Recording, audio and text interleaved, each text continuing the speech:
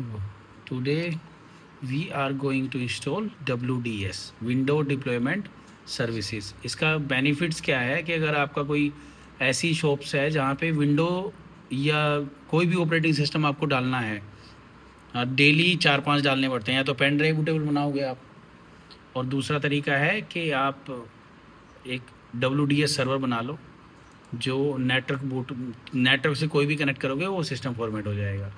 तो सबसे पहले हम ऐड रोल्स एंड फीचर, पहले WDS का रोल ऐड करेंगे यहाँ पे, विंडो डिप्लॉयमेंट सर्विसेज। नेक्स्ट, ये कुछ नहीं करना, ये हमने WDS का रोल ऐड कर लिया।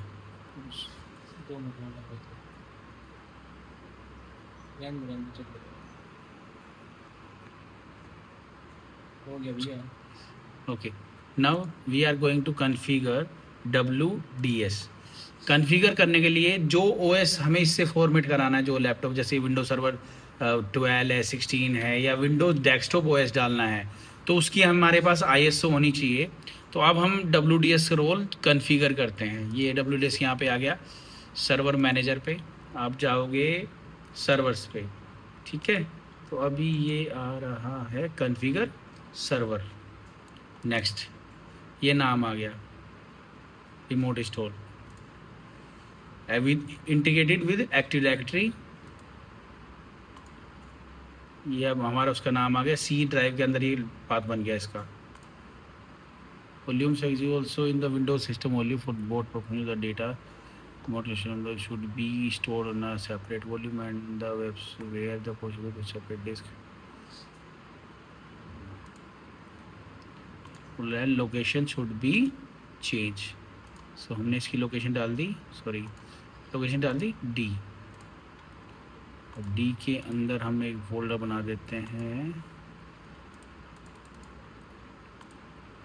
D के अंदर एक फोल्डर बना देते हैं WDS के नाम से। क्लियर? WDS क्यों नहीं आया?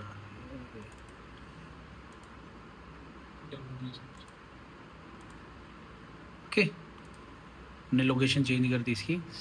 Do not listen on DHCP 6। Configure DHCP option proxy. No, we don't have proxy.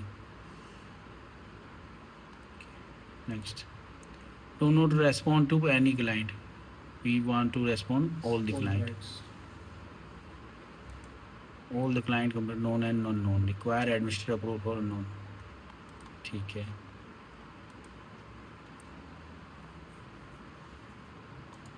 अब हमारा WDS कॉन्फ़िगर हो गया। अब हमें इंस्टॉल इमेज देनी है और बूट इमेज देनी है, जो जैसे मैंने पहले बताया था, बूट डॉट इमेज एन सेट करनी है। सपोज करो सबसे पहले हम विंडोज़ 10 की इमेज ऐड करते हैं। So let's add the install image. It will take install. Okay, and ये बता रहा है कौन से इस ISO में है। तो हमें स्टार्टर नहीं चाहिए, होम बेसिक नहीं चाहिए, होम प्रीमियम नहीं चाहिए, प्रोफेशनल और अल्टीमेट दो हम इसमें अपलोड कर लेते हैं। अल्टीमेट प्रो VIP में आती थी, ठीक है। नाउ जैसी ये डन होती है, हमें यहाँ से अभी स्टॉप आ रखा है, इसको स्टार्ट करना है। स्टार्ट करने के बाद में हम किसी दूसरी मशीन पे जाएंगे, नेटवर्क से सिस्टम कनेक्ट होना चाहिए, और वहाँ पे F12 आता है नेटवर्क बूट का। जैसे ही नेटवर्क बूट करोगे, F12 प्रेस करोगे, जो DHCP बना हुआ है, DHCP एक उसको IP देगा, DHCP देगा IP लेने के बाद में वो सीधा WDS पे आ जाएगा। ये हो गया आपका, ठीक है। Now we can start it.